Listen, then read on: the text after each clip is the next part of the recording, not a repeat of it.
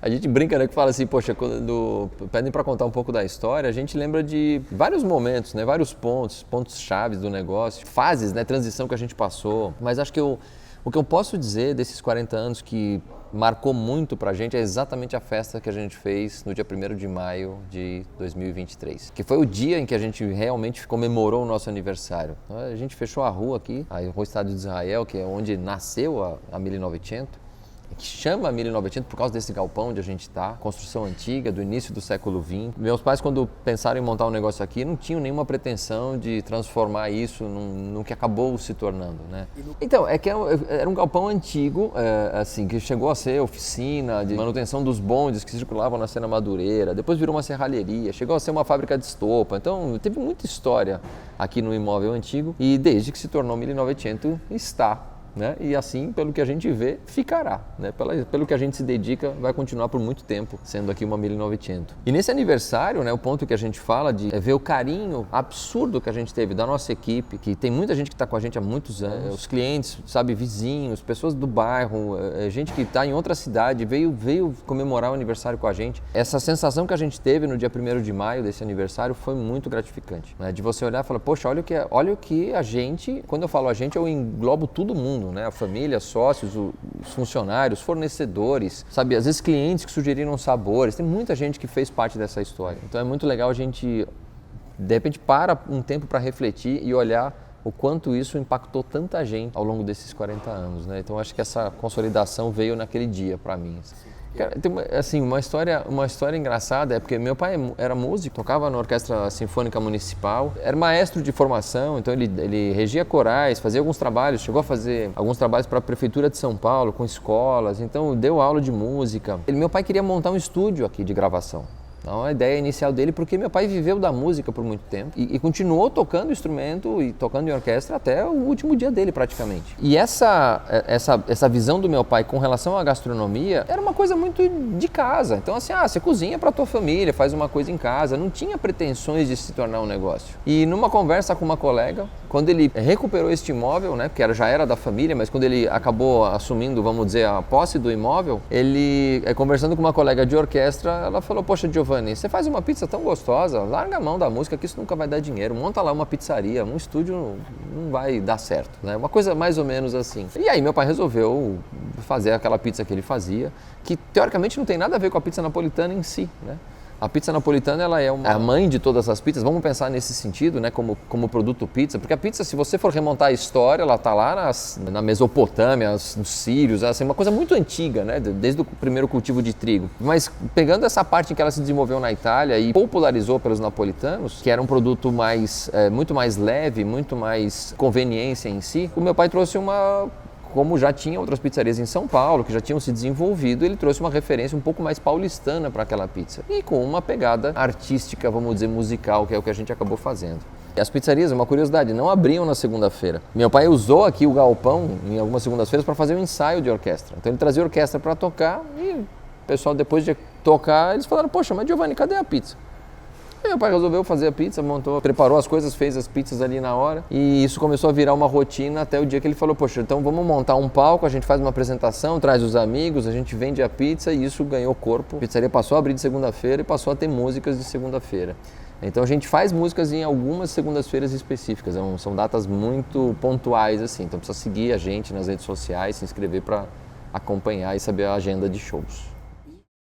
Isso é muito gostoso quando a gente tem esse feedback de gerações. Eu comecei aqui criança, né? Eu tinha 12 anos de idade, hoje eu tenho meus netos vindo, né? Então você começa a ver isso também no teu cliente, e clientes que vinham aqui quando criança e depois casaram, tiveram filhos, então você começa a ter uma noção de o tamanho do impacto que foi em momentos que você foi criando e propiciando para as pessoas se relacionarem. Porque a pizza em São Paulo, ela é muito diferente da pizza na Itália no sentido de compartilhamento. A pizza italiana, de certo modo, ela é meio separada, assim, né?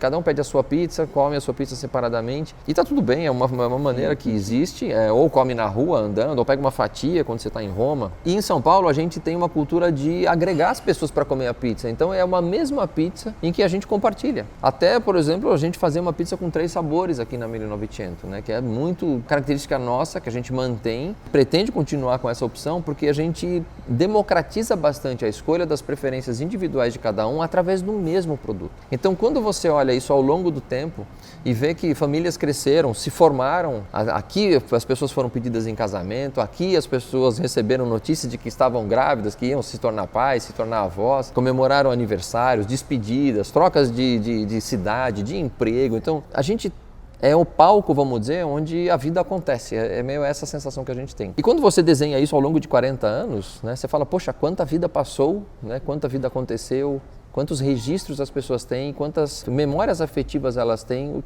com este palco onde eles tiveram esses momentos importantes na vida. O vinho ele é tão popular quanto a pizza, culturalmente falando. Ele pode ser um produto extremamente simples, de consumo do dia a dia e ao mesmo tempo pode ser algo extremamente delicado, bem escolhido, refinado, cuidadosamente pensado. E a pizza é mais ou menos a mesma coisa. Então você pode ter um ingrediente ou um preparo na pizza que for uma pizza de mussarela extremamente simples, né? Molho de tomate e mussarela, acabou.